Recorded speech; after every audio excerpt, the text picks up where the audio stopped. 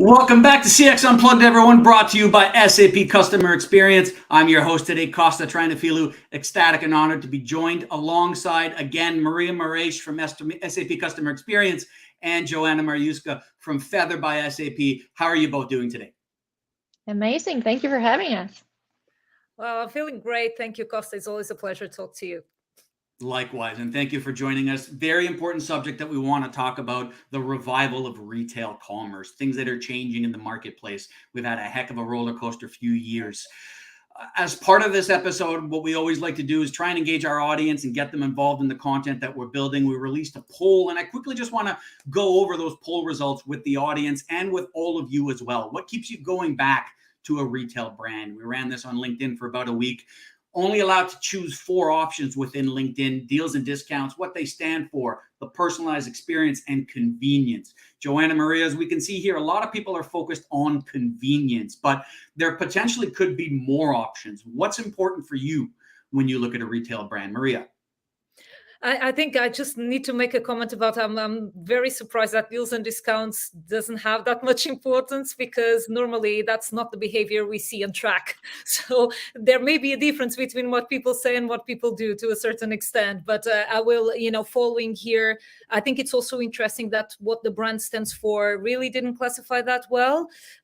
So maybe people are having problems in believing what brands are saying. It's not credible enough, and therefore it loses importance. I don't know. But convenience, definitely, next day delivery and some of the items that we got used to as e-commerce shoppers are really playing a big role. And that, of course, if the brand works well and it's efficient, people will get back to more personalized experience. I think it could be a lot of different things, right? So how personalized is the product I'm receiving? Yeah, and this is not captured here. How personalized is the experience I'm receiving? What's the personalization of the loyalty that I have towards you as a retail brand? How are you personalizing that loyalty benefit? So much in here that could be expanded beyond what we can see, but very interesting results. Really good point. And Joanna, I do want to ask the same question to you. While I'm asking that question to you, I want to get our audience involved. If you don't see your option here, or if you'd still like to vote, drop it in the comments and let us know what keeps you going back to a retail brand. But Joanna, I'd like to pick your mind for a second. What are you seeing here? And do you have any different thoughts or ideas on what really makes a retail experience fantastic? Yeah, absolutely. I think convenience is a huge element, because no matter how much people love the brand, if it's difficult, it's just difficult. And so they will find someone else, a different brand, to fall in love with, because convenience is part of the experience.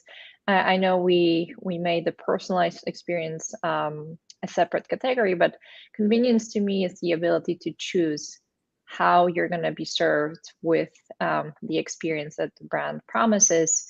Are you able to have sustainability choice? Are you able to have your delivery choices? Are you able to have all the elements around how to engage with the brand? And so if it's difficult, I think nowadays, and with COVID, we've been just valuing convenience so much more. So I'm not particularly surprised. I think serving people the way they want to be served is just part of that, I would say, even luxury experience. Absolutely. It reminds me of those choose your own adventure books as a child. I'm not sure if anyone remembers those, but you really do need to have the opportunity to pick the path that you want to go down and not have someone force you down a particular angle. Fantastic results. Let's get right into the meat of what we really wanted to talk about today. We want to talk about this new retail revival and what's happening in the world. We're seeing a lot of transformation with respect to the business models that retailers are having to employ to drive a better experience, to keep customers top of mind with their particular brand. Joanna, I wanted to start with you, and I wanted to get your take on what's really happening here. Personally, when I take a look at changing conditions, I think of 3 key factors. I think of customers changing, I think of technology changing, and I think of the market changing. And I think that last one is kind of something that we might want to focus on a little bit. What is driving this market change, and what tactics or structures or methods can brand use to really drive a new way of approaching retail? Yeah, absolutely. So I think the world has changed. I mean, the world is so much different than it was 2+ years ago. The market has changed, the economy has changed, and It's a tremendously different experience that people want for themselves. And even, from my standpoint, being the general manager and founder of a venture within SAP, which is called Feather by SAP, we see tremendous interest to engage in secondhand economy. We see that most of people and across generations have already bought a pre-owned item, and that's still a very young and emerging market and economy. And brands now want to deliver that experience to their shoppers, and create that way more convenient way of participating in a secondhand economy. So no wonder the market is really booming, because we're more conscious about the environment and sustainability.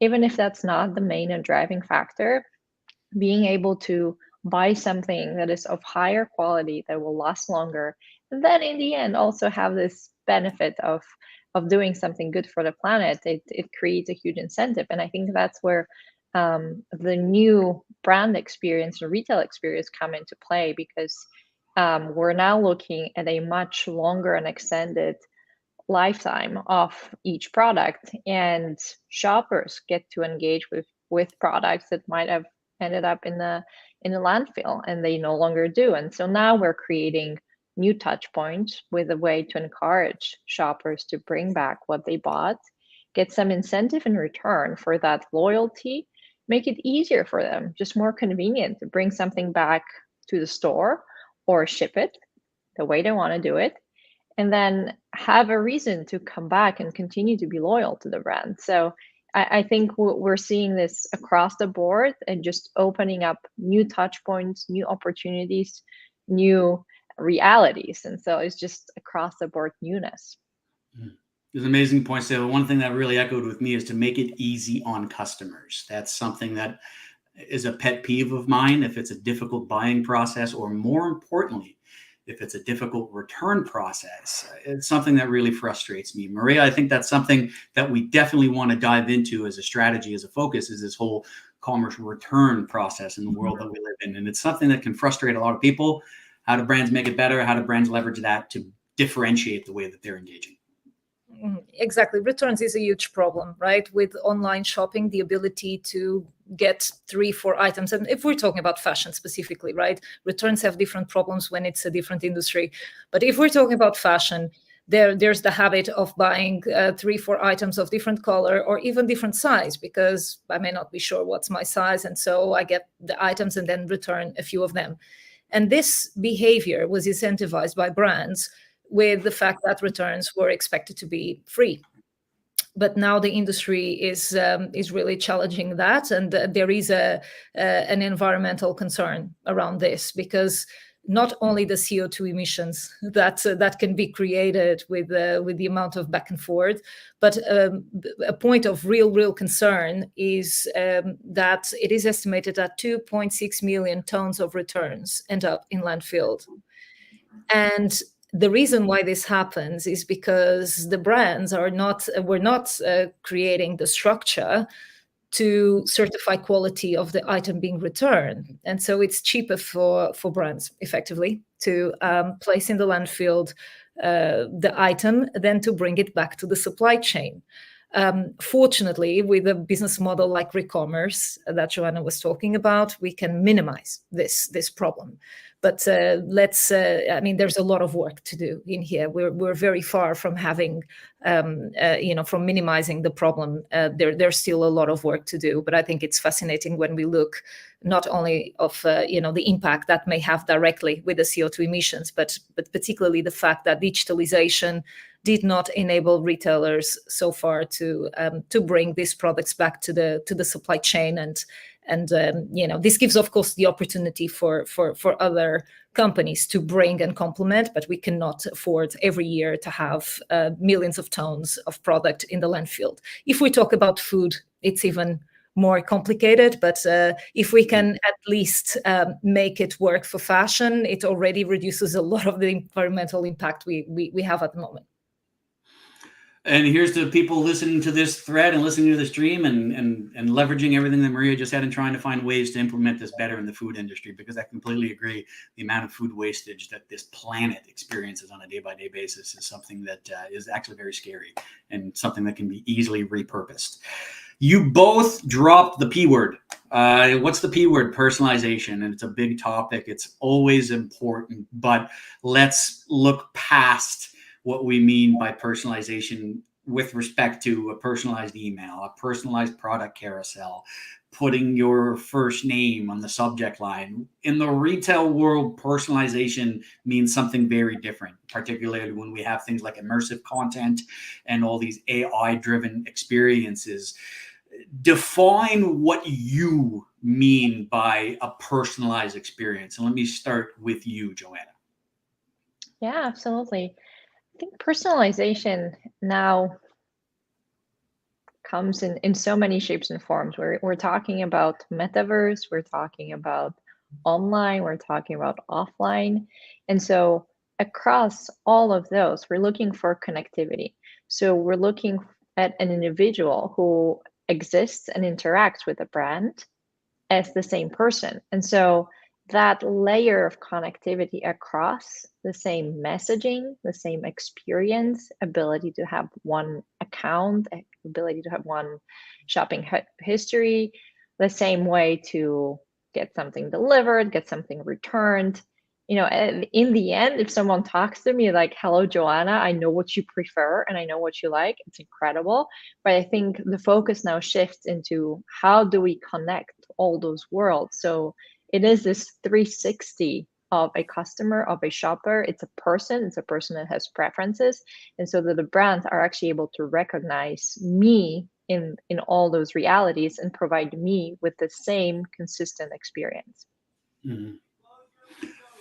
Maria, same question to you. When you talk about a personalized experience, what do you mean? Oh, I think of a lot of different facets of this. I also think about the employees' experience and how they are empowered to create that personalized experience to customers. And when I speak with merchandisers, for example, in the fashion industry, particularly in the luxury sector, they don't tend to enjoy full automation of personalization, for example. Even if, from a technology point of view, we can enable that, it's not really something they are looking for. They're looking for the ability to create recipes and to be the decision makers of the personalized experience they are providing. And so I think personalization really requires this real-time ability to react and to empower the human to create that amazing experience, to also react to the voice of the customer, which is something that we've, sometimes may not account for in a digitalization process. Keep hearing your customers. They tell you what they want, and you need to be able to react quickly to that. So technology can be an enabler for so many different aspects, but you need somehow to create the ability for your teams to react from what they are saying. You cannot predict all of the behaviors. It's very dynamic. And of course, if we're talking about brands that operate across multiple regions, it becomes even more complex, because you suddenly have use cases like someone bought an item in country A, wants to return in country B. All of this needs to be seamless and talk to each other. Yeah.